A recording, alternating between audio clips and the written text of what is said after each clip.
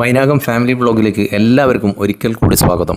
ശ്രീ കൊട്ടിയൂർ വൈശാഖോത്സവവുമായി ബന്ധപ്പെട്ട് വിശാഖം നാളിൽ മണത്തണയിൽ നടക്കുന്ന മറ്റൊരു ചടങ്ങിന് ആരംഭം കുറിക്കുകയാണ്. ഇവിടെ കരിമ്പന ഗോപുരത്തിൽ നിന്നും ഭഗവാന്റെ തിരുവാഭരണങ്ങളും ഭണ്ണാരങ്ങളും അടിയന്തര യോഗത്തോടുകൂടി എഴുന്നള്ളിച്ച് ശ്രീ കൊട്ടിയൂർ സന്നിധിയിൽ എത്തിക്കുന്ന ചടങ്ങാണ് ഭണ്ണാരം എഴുന്നള്ളത്ത് എന്നറിയപ്പെടുന്നത്. അതിൻ്റെ മുന്നോടിയായി ചപ്പാരം ക്ഷേത്രനടയിൽ ഭണ്ണാരം ശ്രീ കൊട്ടിയൂർ ക്ഷേത്രത്തിലേക്ക് എഴുന്നള്ളിക്കാൻ അവകാശപ്പെട്ട 4 തറവാട്ടുകാർ, അതായത് നാമത്ത്, ചെറിയത്ത്, അരയാണ്ടി, തോട്ടക്കര, പുത്തൻ വീട് എന്നീ 4 തറവാട്ടിലെ ഭണ്ണാരം എടുക്കാൻ അർഹതപ്പെട്ട, അതായത് 16 വയസ്സിന് മുകളിലുള്ള ആണുങ്ങളുടെ ഒരു കൂടിച്ചേരലാണ് ചപ്പാരം ക്ഷേത്രനടയിൽ നമ്മളിപ്പോൾ കാണുന്നത്.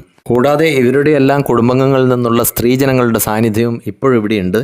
ഇവരെല്ലാവരും തന്നെ തേടൻ വാര്യർ എന്ന സ്ഥാനികനെ കാത്തിരിക്കുകയാണ്. അപ്പോൾ ആരാണ് ഈ തേടൻ വാര്യർ എന്നറിയണ്ടേ? ശ്രീ യാഗോത്സവ സന്നിധാനത്ത് പല ചടങ്ങുകൾക്കും മുൻപായും അടിയന്തര യോഗം ചേരേണ്ടതുണ്ട്. ഇതിനായി അംഗങ്ങളെ വിവരമറിയിക്കുന്ന പ്രവൃത്തിയെ തേടൽ എന്നാണ് പറയുന്നത്. മറ്റു പല അടിയന്തര കർമ്മങ്ങൾക്കും തേടാറുണ്ട്.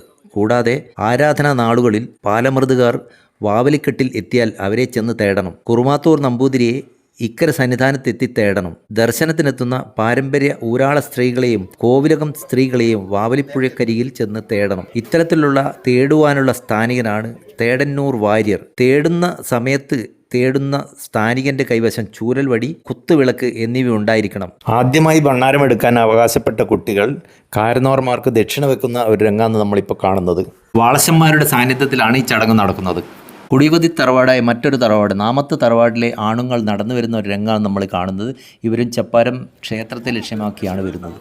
മറ്റൊരു തറവാടായ അരയാണ്ടി, തോട്ടക്കര തറവാട്ടിലെ ആണുങ്ങളുടെ വരവാണിത്. രണ്ടാം സ്ഥാനക്കാരൻ പുത്തമ്പീട് തറവാട്. തേടന്നൂർ വാര്യരുടെ വരവായി നേരെ ക്ഷേത്രത്തിനകത്തേക്കാണ് പോകുന്നത്. അദ്ദേഹത്തിന്റെ പിന്നാലെയായി കുടിവതികളും ക്ഷേത്രത്തിനകത്തേക്ക് കയറി. കൊട്ടിയൂരുമായി ഏറ്റവും അധികം ബന്ധപ്പെട്ട് കിടക്കുന്ന മണത്തണ ചപ്പാരം ഭഗവതി ക്ഷേത്രമാണ്. ദേവനെ പൂർണ്ണത കൈവന്നത് ദേവിയോടൊപ്പമാണ്. ശിവന് ആ ദേവി ശക്തിയാണ്. ശക്തിയായി പിറന്നതും ഹിമവാന്റെ പുത്രിയായ പാർവതിയായി വന്നതും പരാശക്തി തന്നെയാണ്. കൊട്ടിയൂരിൽ ആ ശക്തിഭാവം കുടികൊള്ളുന്നത് മണത്തണ ചപ്പാരം ഭഗവതി ക്ഷേത്രത്തിലാണ്. അതിപുരാതന കാലം മുതൽക്കേ സപ്തമാതാക്കളെ പൂജിക്കുന്ന സമ്പ്രദായം ദക്ഷിണേന്ത്യയിൽ നിലനിന്നിരുന്നു. ശിവനും വിഷ്ണുവും ചേർന്ന് അന്ധകാസുരനെ വധിക്കാൻ ശ്രമിച്ചപ്പോൾ സൃഷ്ടിച്ചവരാണിവർ. ചാമുണ്ഡി, ഇന്ദ്രാണി, വരാഹി, കുമാരി, മഹേശ്വരി, വൈഷ്ണവി, ബ്രാഹ്മണി എന്നിവരാണ് സപ്തമാതാക്കൾ. ഇവർ തന്നെയാണ് കൊട്ടൂരിലെയും സപ്തമാതാക്കൾ. ഈ സപ്തമാതൃഭാവത്തെ ചപ്പാരത്തിൽ കുടിയിരുത്തിയിരിക്കുന്നത് വാളുകളിലാണ്. പ്രസാദം വാങ്ങി കുടിവതികൾ ക്ഷേത്രത്തിൽ നിന്നും കരിമ്പന ഗോപുരത്തിലേക്ക് പോയതിനു ശേഷം വാളശന്മാർ ചപ്പാര ക്ഷേത്രത്തിലെ വാളുകൾ പള്ളിയറയിൽ നിന്നും പുറത്തെടുക്കുന്നു. കൂട്ടത്തിലെ അവരുടെ അടയാളമായ ചുരികയും ഇവയുമായി ഭണ്ണാരത്തോടൊപ്പം ചേരാൻ കരിമ്പന ഗോപുരത്തിലേക്ക് പോകുന്നു. ചപ്പാരൻ ക്ഷേത്രത്തിൽ നിന്നും വാളുകളുമായി വാളശന്മാർ പുറപ്പെടുന്ന സമയം അവരോടൊപ്പം ഭണ്ണാരം എഴുന്നള്ളിക്കാൻ അവകാശികളായ കുടിവതികൾ കരിമ്പന ഗോപുരത്തിൽ എത്തിച്ചേരുന്നു. ചപ്പാരം ക്ഷേത്രത്തിലെ വാളുകൾ ഗോപുരത്തിലെത്തിയാലേ ഗോപുരനട തുറന്ന് ഭണ്ണാരങ്ങൾ പുറത്തെടുക്കുകയുള്ളൂ. നിഗൂഢതകൾ നിറഞ്ഞ കരിമ്പന ഗോപുരത്തിനകത്തുള്ള രഹസ്യ അറയിൽ പ്രവേശിച്ച് പെരുമാളിന്റെ ഭണ്ണാരങ്ങൾ എടുത്തു നൽകേണ്ടതും വാളശന്മാരാണ്. നെയ്യാട്ടം കഴിഞ്ഞ് പിറ്റേ ദിവസമാണ് ഭണ്ണാരം എഴുന്നള്ളത്ത്. പെരുമാളിന്റെ സ്വർണം, വെള്ളിപ്പാത്രങ്ങൾ, വിളക്കുകൾ, തിരുവാഭരണങ്ങൾ, പൂജാപാത്രങ്ങൾ, സ്വർണ്ണത്താലങ്ങൾ എന്നു തുടങ്ങി കൊട്ടിയൂരിലേക്ക് എഴുന്നള്ളിച്ച് കൊണ്ടുപോകുന്നതാണ് ഭണ്ണാരം എഴുന്നള്ളത്ത് എന്ന് അറിയപ്പെടുന്നത്. ഈ എഴുന്നള്ളത്തിനോടൊപ്പമാണ് ചപ്പാരൻ ക്ഷേത്രത്തിലെ വാളുകളും കൊട്ടിയൂരിലേക്ക് കൊണ്ടുപോകുന്നത്. കൊട്ടിയൂർ പെരുമാൾ ഈ സമയത്ത് ഭഗവതിയെ കൂട്ടിക്കൊണ്ടുപോകാൻ ചപ്പാരത്തിൽ നേരിട്ട് എത്തുന്നുണ്ട് എന്നാണ് വിശ്വാസം. പെരുമാളും ദേവിയും ശ്രീകോവിലിനകത്ത് പ്രത്യേകം തയ്യാറാക്കിയ നിവേദ്യം കഴിച്ചതിന് ശേഷമാണ് ഗോപുരത്തിൽ എത്തുന്നത് അത്രേ.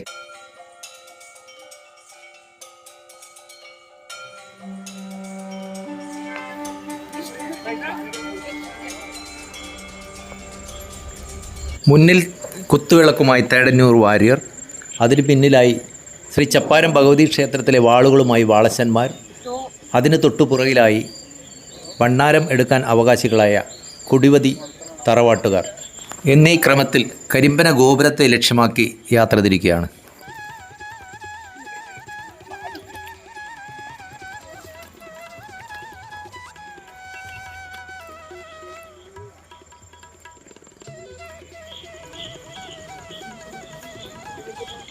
വാളശന്മാർ വാളുമായി മുഖമണ്ഡപത്തേക്കും കുടിവതികൾ ഭണ്ണാരറയുടെ മുന്നിലേക്കുമാണ് പോകുന്നത്. ഇവർ കരിമ്പന ഗോപുരത്തിൽ എത്തിക്കഴിഞ്ഞാൽ അടിയന്തര യോഗത്തിൻ്റെ നിർദ്ദേശപ്രകാരം മണാളൻ സ്ഥാനികൻ ഗോപുരം തുറക്കുന്നു. ഗോപുരം തുറന്നു കഴിഞ്ഞാൽ വാളശ്ശേരിയിൽ കാരണവർ ഗോപുരത്തിനകത്തു നിന്നും ഭണ്ഡാരങ്ങൾ ഓരോന്നായി പുറത്തെടുത്ത് കണക്കപ്പിള്ള സ്ഥാനികനെ ഏൽപ്പിക്കുന്നു. കണക്കപ്പിള്ള കുടിവതിക്കാരണവരെ ഏൽപ്പിക്കുന്നു. ഭണ്ഡാരങ്ങൾ ശേഷക്കാർക്ക് കൈമാറുന്ന മുറക്ക് ശേഷക്കാർ പുറത്തു കൊണ്ടുവന്ന് മുഖമണ്ഡപത്ത് വെച്ച് കാവുകളാക്കി കാത്തിരിക്കുന്നു.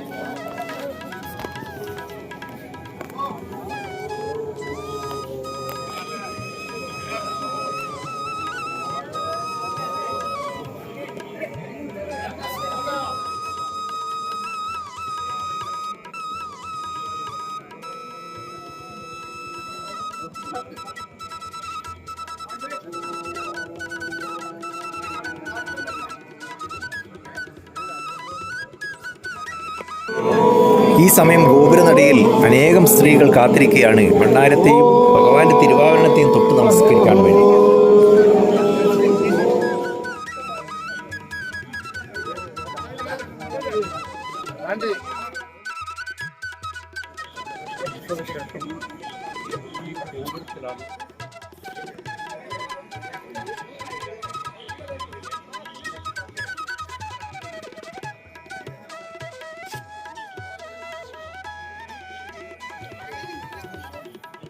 ഭണ്ഡാരം പുറപ്പെടാൻ സമയമായതോടുകൂടി ഗോപുരത്തിനകത്ത് നിന്നും അടിയന്തര യോഗക്കാർ പുറത്തിറങ്ങി മുഖമണ്ഡപത്തെ ലക്ഷ്യമാക്കി നടക്കുന്നു.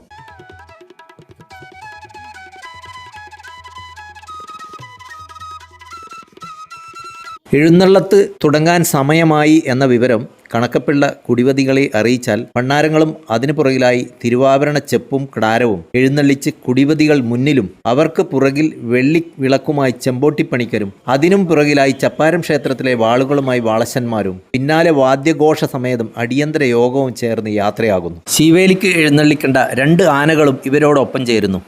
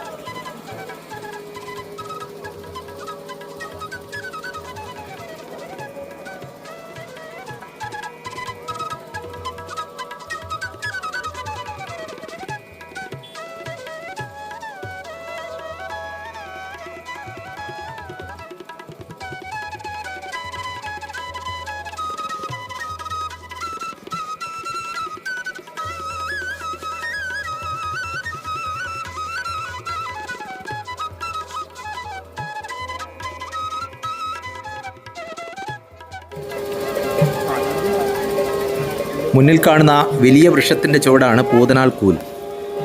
ഭണ്ഡാരം ഘോഷയാത്ര പൂതനാക്കൂൽ എത്തിയാൽ കീരോ സ്വാമി അരിയെറിഞ്ഞ് വെറ്റില നൽകി യാത്രയയക്കുന്നു.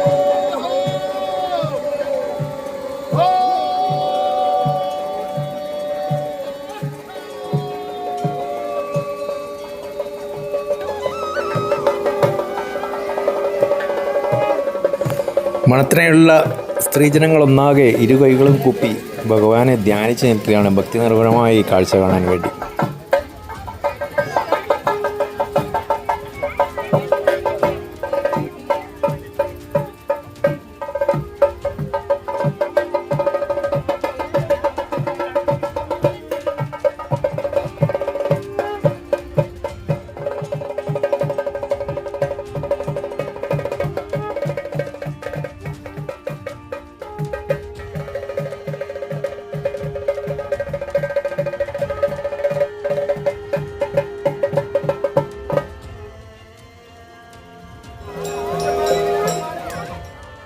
ഭണ്ഡാരം ഘോഷയാത്ര പൂതനാൾക്കൂൽ നിന്നും പുറപ്പെട്ട് മണത്തണ വഴി കണിച്ചാറ് കേളകം വഴി കൊട്ടിയൂരിലേക്ക് യാത്ര ചെയ്യുകയാണ്. മണത്തണ ടൗണിൽ ഭക്തജനങ്ങൾ തൊഴുകൈയോടെ ഭണ്ഡാരത്തെ സ്വീകരിക്കാൻ കാത്തിരിക്കുന്നുണ്ടായിരുന്നു ഈ സമയം.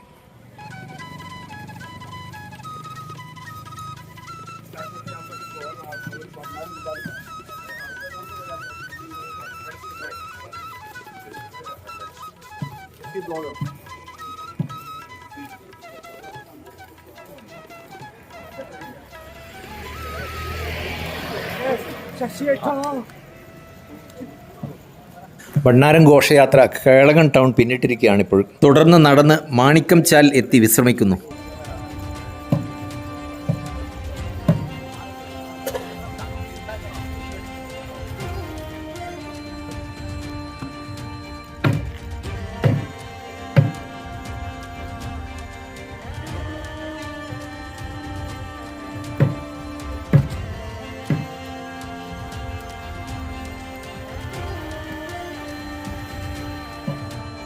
വണ്ണാരം ഘോഷയാത്ര കടന്നുപോകുന്ന വഴികളിൽ മുഴുവനായും നിലവിളക്ക് കത്തിച്ചും ഭദ്രദൈവം കൊളുത്തിയും വണ്ണാരം ഘോഷയാത്രയെ സ്വീകരിക്കുന്നുണ്ടായിരുന്നു.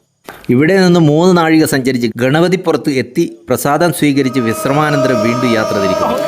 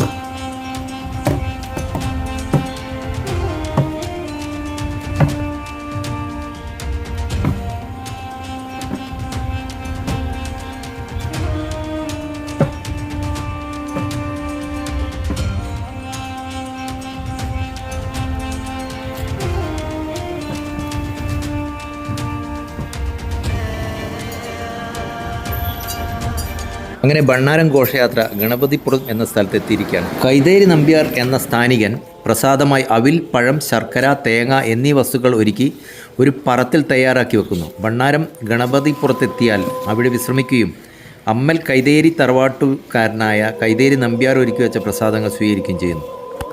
പ്രസാദം സ്വീകരിച്ചതിന് ശേഷം ഭണ്ണാരം ഘോഷയാത്ര കൊട്ടിയൂരിനെ ലക്ഷ്യമാക്കി നടന്നു തുടങ്ങി.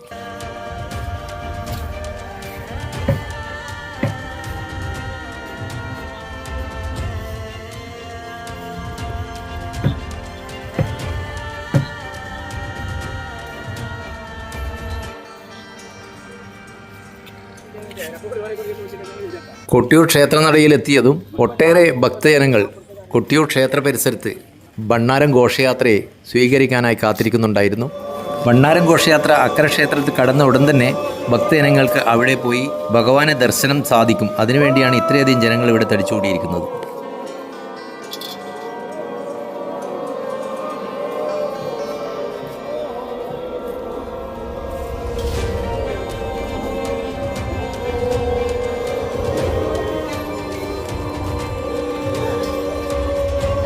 ഭഗവാന്റെ ഭണ്ണാരവും തിരുവാഭരണവും ഒന്ന് തൊട്ട് നമസ്കരിക്കാനുള്ളൊരവസരം പാഴാക്കാതെ രാത്രി ഏറെ വൈകിയും കൊട്ടിയൂർ ക്ഷേത്രനടയിൽ ഭക്തജനങ്ങൾ കണ്ണ് ഇമവെട്ടാതെ കാത്തിരിക്കുകയായിരുന്നു. തികച്ചും ഭക്തിസാന്ദ്രമായ ഒരു അന്തരീക്ഷമാണ് ഇവിടെ ഇപ്പോഴുള്ളത്.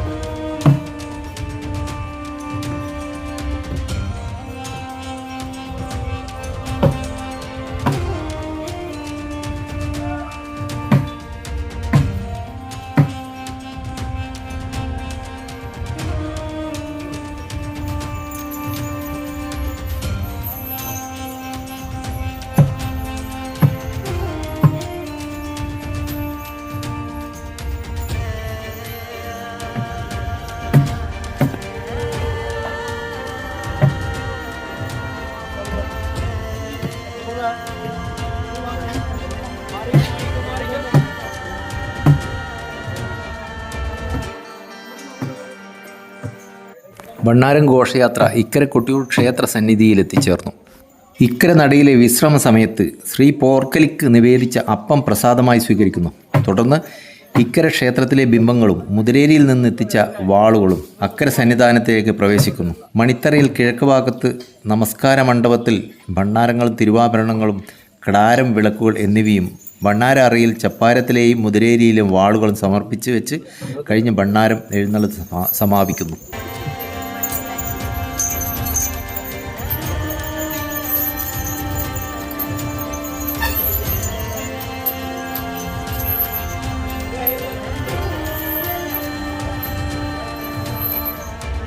അവസാനം ശീവേലിക്ക് എഴുന്നള്ളിക്കേണ്ട ആനകളെയും തിരുനടയിൽ എത്തിച്ച് തുമ്പിക്കൈ ഉയർത്തി സാഷ്ടാംഗം പ്രണാമമർപ്പിച്ചു. ഭണ്ണാരം സന്നിധാനത്ത് എത്തുന്നതോടുകൂടി ഉത്സവത്തിന്റെ 3ാം ഘട്ടത്തിലെ ദൈനംദിന ചടങ്ങുകൾ തുടങ്ങുന്നു. ആദ്യമായി തലേവർഷം നിർത്തിയ ചടങ്ങുകൾ ആരംഭിക്കുന്നു. 1000 കുടം അഭിഷേകം, തിരുവത്താഴ പൂജ, ശ്രീഭൂതബലി എന്നിങ്ങനെയാണ് ചടങ്ങുകൾ. ഭണ്ണാരം ഘോഷയാത്ര അക്കരെ സന്നിധാനത്തിൽ എത്തുന്നതോടുകൂടി സ്ത്രീകൾക്കും അക്കരെ സന്നിധാനത്തെ പ്രവേശനം അനുവദനീയമാകുന്നു.